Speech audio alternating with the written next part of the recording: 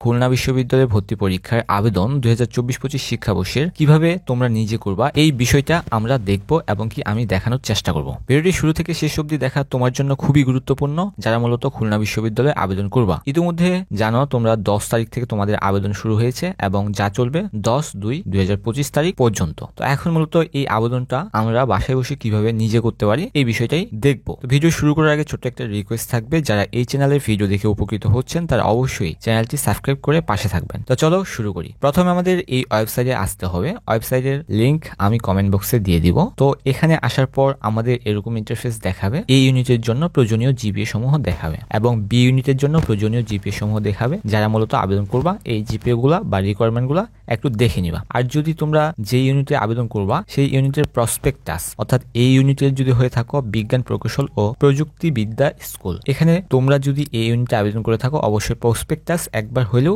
Reading পড়ে নিবা এবং কি রিকোয়ারমেন্ট গুলা পড়ে নিবা। আর বি ইউনিট জীববিজ্ঞান সেটাও তোমরা প্রসপেক্টাস অনুযায়ী একবার রিভিউ করে নিবা, দিয়ে মূলত আমরা আবেদন করবা। একবার রিভিউ করার পর তোমরা আবেদন করতে বসবা। তো এখন মূলত প্রথম যে কাজটা করতে হবে এই ওয়েবসাইটে আসতে হবে। ওয়েবসাইটে এই যে আবেদন করতে ক্লিক করুন, এখানেও আমরা ক্লিক করতে পারি বা অ্যাপ্লাই এখানেও আমরা ক্লিক করতে পারি।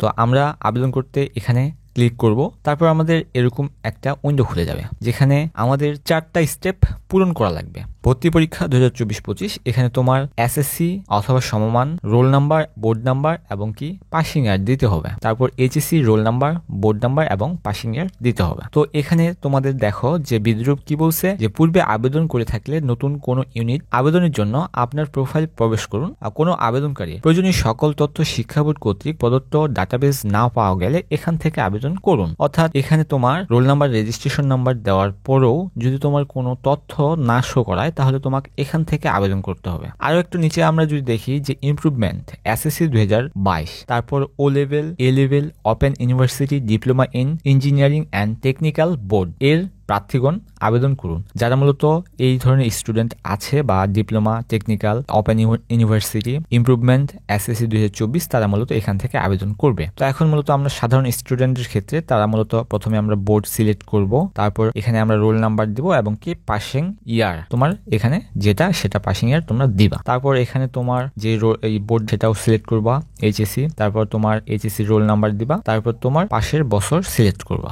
নেক্সট অপশনে চাপলে আমাদের স্টেপ 2 তে নিয়ে যাবে। এখানে আমাদের যোগ্যতা এবং ডিসিপ্লিন দেখুন। এখানে তোমার ইউনিট সমূহের যেগুলা ইউনিট আছে সেই ইউনিটের মূলত সাবজেক্ট সমূহ দেখাবে। একটু যদি আমরা নিচে স্ক্রল করি তাহলে আমাদের এখানে এসএসসি এবং HSC roll number, registration number এবং কি সকল এডুকেশন ইনফরমেশন মূলত এখানে দেখাবে। তো এখানে কি বলছে, প্রোফাইল তৈরির পর লগ ইন করে আবেদন ও পেমেন্ট সম্পূর্ণ করুন। অর্থাৎ আমাদের আগে প্রোফাইল ক্রিয়েট করতে হবে, তারপর পেমেন্ট সম্পূর্ণ করতে হবে যে ইউনিটে মূলত আমরা পেমেন্ট করতে চাই। আর যে কোনো ইউনিটের আপনি বিকাশ অথবা রকেট এর মাধ্যমে ফি পরিশোধ করতে পারবেন। ফি পরিশোধ করতে আপনার প্রোফাইল প্রবেশ করুন এবং আবেদন সম্পন্ন করুন। আমাদের এখানে যদি ডাটাবেস ঠিকঠাক থাকে তাহলে আমরা নেক্সট অপশনে চাপবো। নেক্সট অপশনে চাপলে আমার স্টেপ 3 তে নিয়ে যাবে।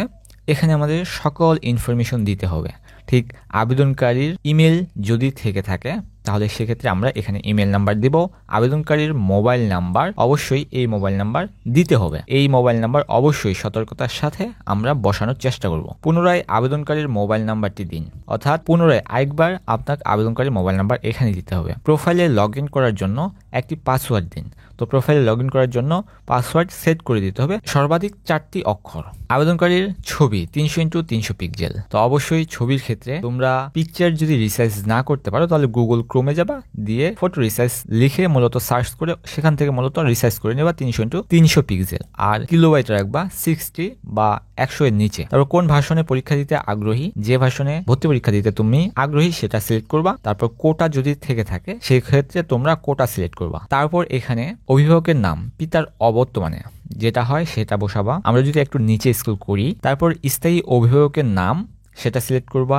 স্থায়ী অভিভাবকের সাথে সম্পর্ক এটা সিলেক্ট করবা। স্থায়ী অভিভাবকের ঠিকানা সেটা দিবা। স্থায়ী অভিভাবকের মোবাইল নাম্বার সেটা এখানে বসাবা। স্থায়ী ঠিকানা এবং বর্তমান ঠিকানা। ধর্ম তুমি যে ধর্মের সে ধর্ম মূলত সিলেক্ট করবা। এখানে কয়েকটা পয়েন্ট বিশেষ দ্রষ্টব্য হিসেবে দিয়ে দিয়েছে, এটা ভালো করে পড়ে নিবা। সঠিক মোবাইল নাম্বার দ্বিতীয় প্রদান করতে হবে। তারপর প্রবেশপত্র ডাউনলোড করতে হলে আপনাকে অবশ্যই প্রোফাইল প্রবেশ করতে হবে, তার ইউজার এবং পাসওয়ার্ড আপনার মোবাইল ফোনে প্রেরণ করা হবে। আবেদন, প্রবেশপত্র, ফলাফল ও ভর্তি সংক্রান্ত যে কোনো হালনাগাদ তথ্য আপনার মোবাইল ফোনে প্রেরণ করা হবে। অবশ্যই মোবাইল নাম্বারটা সঠিকভাবে বসানোর চেষ্টা করবা। আর 300x300 পিক্সেল যেটা বললাম সেই ছবি মূলত রিসাইজ করে নিবা। আপনার আপলোডকৃত ছবি ভর্তির জন্য ব্যবহৃত হবে।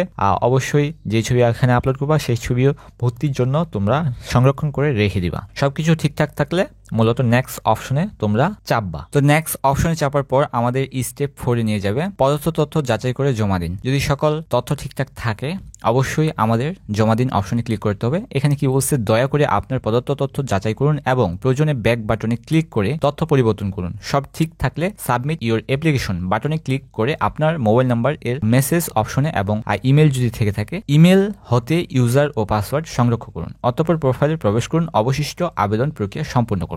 এক কথায় যে 4 নাম্বার স্টেপে যদি সব ঠিকঠাক থাকে তাহলে অবশ্যই সাবমিট অ্যাপ্লিকেশনে ক্লিক করব। সাবমিট অ্যাপ্লিকেশনে ক্লিক করলে আপনি কি চূড়ান্তভাবে ফর্মটি জমা দিতে চান?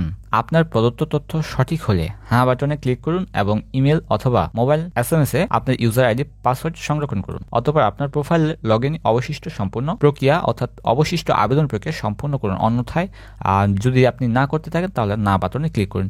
আমরা যেহেতু আবেদন করতে চাই সেক্ষেত্রে আমরা হ্যাঁ অপশনে চাপবো। সেক্ষেত্রে আমাদের এখানে একটা নিশ্চিতকরণ বার্তা, অভিনন্দন, আপনার আবেদন সফলভাবে গৃহীত হয়েছে। দয়া করে প্রোফাইল এ প্রবেশ করুন এবং পেমেন্ট সম্পন্ন করুন।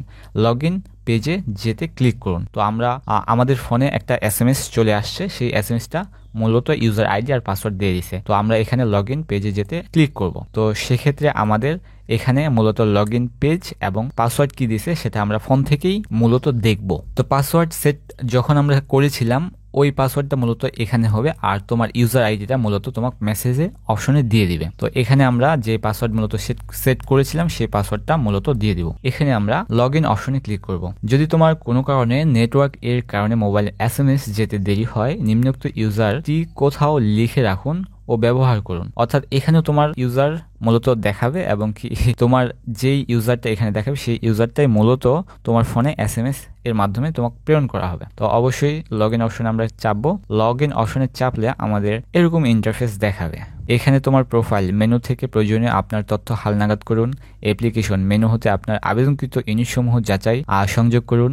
তারপর অ্যাপ্লিকেশন পেমেন্ট মেনু থেকে আপনার আবেদনকৃত ইউনিটের ফি পরিশোধ করুন এবং পেমেন্ট স্লিপ সংরক্ষণ করুন। এডমিট কার্ড মেনু থেকে যথাসময়ে আপনার প্রবেশপত্র ডাউনলোড করুন। রেজাল্ট, এই বিষয়গুলা কিন্তু স্টেপ বাই স্টেপ তোমাদের বলে দিছে। এখানে যদি আমরা প্রোফাইলে ক্লিক করি, একটু আগে যে আমরা আবেদন, তারপর ঠিকানা, তারপর ফাদার্স নেম ইত্যাদি দিলাম সেই ক্ষেত্রে এই বিষয়গুলো দেখাবে। তারপর দ্বিতীয় নাম্বার, এখন আমরা মেনু থেকে আপনার আবেদনকৃত ইউনিটসমূহ যাচাই সংযোগ অথবা বিয়োজন করুন। অ্যাপ্লিকেশন অপশনে যদি আমরা ক্লিক করি তাহলে এখানে আমার ইউনিট সমূহ দেখাবে, যে ইউনিটের জন্য আমি যোগ্য সেই ইউনিট সমূহগুলো আমার এখানে দেখাবে, দিয়ে মূলত অ্যাপ্লাই অপশন থাকবে। তো আবেদনকারী ইউনিট সমূহ তুমি কোন ইউনিটে আবেদন করবা সেই ইউনিটটা মূলত অ্যাপ্লাই অপশনে ক্লিক করব। অ্যাপ্লাই অপশনে ক্লিক করার আগে এখানে দেখো যে নির্বাচন করুন। কি নির্বাচন করতে বলছে একটু যদি দেখি, কোন কেন্দ্রে তুমি পরীক্ষা দিতে ইচ্ছুক সেই কেন্দ্রটা মূলত তুমি সিলেক্ট করবা।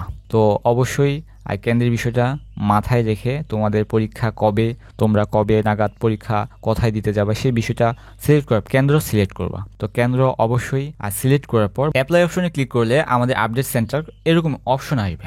তো এখন মূলত আমাদের কাজটা কি? তো আমাদের এখন বর্তমান কাজ হচ্ছে টাকা পেমেন্ট করা। তো টাকা পেমেন্ট কিভাবে করবা এই বিষয়টা যদি আমরা একটু দেখি, যে আপনার যে ইউনিটে আবেদন করতে চান সেই ইউনিটের পরীক্ষার কেন্দ্র নির্বাচন পূর্বক আবেদন কলামের অ্যাপ্লাই বাটনে ক্লিক করুন এবং অ্যাপ্লিকেশন পেমেন্ট মেনু থেকে ফি পরিশোধ করুন। আবেদনকৃত ইউনিটের পরীক্ষার কেন্দ্র হালনাগাদ করতে চাইলে আবেদন চলাকালীন সময়ের মধ্যে পরীক্ষার কেন্দ্র কলম হতে পুনরায় কেন্দ্র নির্বাচন করুন এবং আবেদন কলামে আপডেট বাটনে ক্লিক করুন। অর্থাৎ আবেদনকারী চলাকালীন সময়ে যদি তুমি কোনো ধরনের পরিমার্জন করতে চাও, সংযোজন করতে চাও, যে ঢাকা ডিভিশনে আমি পরীক্ষা দিব না খুলনা ডিভিশনে আমি পরীক্ষা দিব, সেক্ষেত্রে তুমি এখানে এসে আর সেই জিনিসটা সিলেক্ট করে মূলত আপডেট সেন্টারে ক্লিক করবো। তো এখন মূলত আমাদের কাজ হচ্ছে টাকা পেমেন্ট করা। টাকা পেমেন্টটা আমি কিভাবে করবো? এই যে অ্যাপ্লিকেশন পেমেন্ট, তো অ্যাপ্লিকেশন পেমেন্ট এখান থেকেও তুমি যাইতে পারবা, বা এই যে অ্যাপ্লিকেশন পেমেন্ট মূলত আমরা এখান থেকেও যাইতে পারবো। তো এখানে আমাদের অনেক কিছু গুরুত্বপূর্ণ বিষয় আছে। এখানে কেবলমাত্র তোমরা বিকাশ এবং রকেটের মাধ্যমে ফি পরিশোধ করতে পারবা। আর একটা বিষয় দেখো, যে যারা মূলত আর্কিটেকচার, তারপর সি ইউনিটের ফাইন আর্টস, স্কুলের অধীনে ড্রয়িং অ্যান্ড পেন্টিং, তারপর হচ্ছে এই বিষয়গুলোতে যদি তুমি পরীক্ষা দিতে ইচ্ছুক সেক্ষেত্রে জেনারেল ফিস প্রদানের পর অতিরিক্ত 200 টাকা আলাদাভাবে তোমাকে প্রদান করতে হবে। যদি তোমরা বিকাশের মাধ্যমে ফি পরিশোধ করতে নিম্নোক্ত বিকাশ নির্দেশনা অনুযায়ী পেমেন্ট করুন। পেমেন্ট সম্পূর্ণভাবে পেমেন্ট স্লিপ ডাউনলোড পূর্বক প্রিন্ট বাটনে ক্লিক করে করুন এবং পেমেন্ট স্লিপ সংরক্ষণ করুন। তো অবশ্যই তোমাদের পেমেন্ট করার পর তোমাকে প্রিন্ট স্লিপ ডাউনলোড করতে রাখতে হবে। অর্থাৎ বিকাশে যদি তোমরা পেমেন্ট রিসিপ্ট ডাউনলোড করে থাকো সেক্ষেত্রে তোমার বিকাশ নির্দেশনা পেতে এখানে ক্লিক করুন। আমরা যদি একটু নির্দেশনা দেখি যে প্রথমে আমাদের কি করতে হবে, এই বিষয়গুলো কিন্তু এখানে স্পষ্টভাবে দেখাই দিছে। আর যদি আমরা রকেটের মাধ্যমে পেমেন্ট করে থাকি সেক্ষেত্রে আমরা রকেট নির্দেশনা পেতে আমরা এই যে এখানে ক্লিক করবো। প্রথমে আমাদের first step, second step, third step আর লাস্ট স্টেপ, এটা যদি তুমি টাইপের মাধ্যমে করতে চাও এই বিষয়গুলো কিন্তু এখানে সুন্দরভাবে দিয়ে দেওয়া হয়েছে। তো এখন আমরা প্র্যাকটিক্যালি দেখবো যে কিভাবে তোমরা বিকাশের মাধ্যমে টাকা পেমেন্ট করতে পারবা। আমরা যেহেতু বিকাশের মাধ্যমে পেমেন্ট করব সেক্ষেত্রে আমরা একটু বিকাশ নির্দেশনাবলী দেখব যে কিভাবে আমরা টাকা পেমেন্ট করতে পারি। তো আমরা এখানে প্রথমে আমাদের বিকাশ অ্যাপে যাইতে হবে। তো অ্যাপ দিয়ে যেভাবে ফি বিকাশ করবেন, প্রথমে আমাদের বিকাশ অ্যাপে যেতে হবে, তারপর এডুকেশন ফি এখানে মূলত আমরা চাপবো। এডুকেশন ফি চাপলে আমরা সার্চ করব খুলনা ইউনিভার্সিটি, তারপর তো খুলনা ইউনিভার্সিটি আসলে তো সেখানে টাপ করব। সেখানে টাপ করার পর 3 নম্বর স্টেপে তোমার এখানে খুলনা ইউনিভার্সিটির লোগো দেখাবে এবং কি নাম দেখাবে। সেক্ষেত্রে তোমার আবেদন আইডি এবং মোবাইল নাম্বার এখানে প্রেরণ করতে হবে। এখানে এখন আবেদন আইডি এবং মোবাইল নাম্বার আমরা কোথায় পাবো? ঠিক তোমার প্রোফাইলে যদি আমি যাই তাহলে এই যে বিল নং বা স্টুডেন্ট আইডি এই জিনিসটা ওখানে বসাবো। আর বসানোর পর তারপর 4র্থ নাম্বার ধাপে তোমার টাকার ফি টাইপ করতে হবে।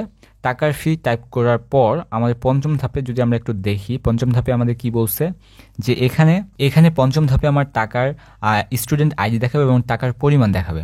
তারপর 6ষ্ঠ ধাপে তারপর 6ষ্ঠ ধাপে এডুকেশন ফি নিশ্চিত করুন, অর্থাৎ টাপ করে ধরে রাখতে হবে। তোমরা যেভাবে টাকা সেন্ড করো সেভাবে মূলত ধরে রাখতে হবে, অর্থাৎ চাপে ধরে রাখতে হবে। তারপর এই যে আপনার এডুকেশন ফি সফল হয়েছে এরকম একটা মেসেজ শো করাবে। তারপর হোমে এই স্ক্রিনশট, অর্থাৎ সব শেষের ধাপে আপনার একটা বিল পে রিসিপ্ট এখানে দিয়ে দেবে। এটা অবশ্যই আপনার স্ক্রিনশট বা আপনি ডাউনলোড করে নিতে পারবেন। আবেদন ফি দেওয়ার নিয়ম এখানে স্পষ্টভাবে কিন্তু বলে দিছে। এই নির্দেশনা অনুযায়ী তোমাদের ফি, অর্থাৎ তোমরা যেই ইউনিটের সেই ইউনিটের মূলত ফি পেমেন্ট করবা। তো আমি আর পেমেন্ট দেখাচ্ছি না, এই স্টুডেন্ট যেহেতু টাকা পেমেন্ট পরে করবে সেক্ষেত্রে আমি তার পেমেন্ট পরে করে দেব। তো এই হচ্ছে তোমার বিকাশ দিয়ে মূলত খুলনা বিশ্ববিদ্যালয়ে 2024-25 শিক্ষাবর্ষের আবেদন করার ফি। অবশ্যই তোমরা এই বিষয়টা সতর্কতার সাথে, অর্থাৎ টাকা পেমেন্টটা সতর্কতার সাথে করবা। আর যদি কোনো কারণে অসুবিধা বোধ মনে হয় তাহলে অবশ্যই পেজে নক দিবা, আমি হেল্প করার চেষ্টা করব। তো এই হচ্ছে খুলনা বিশ্ববিদ্যালয়ের আবেদন প্রক্রিয়া A to Z আর সম্পূর্ণ ভিডিওতে দেখানোর চেষ্টা করলাম। আর ভিডিও যদি তোমার উপকার এসে থাকে অবশ্যই তুমি সাবস্ক্রাইব করবা এবং কি দেখা হবে নতুন কোনো আপডেট ইনফরমেশন, আপডেট কোনো ভিডিওর সাথে।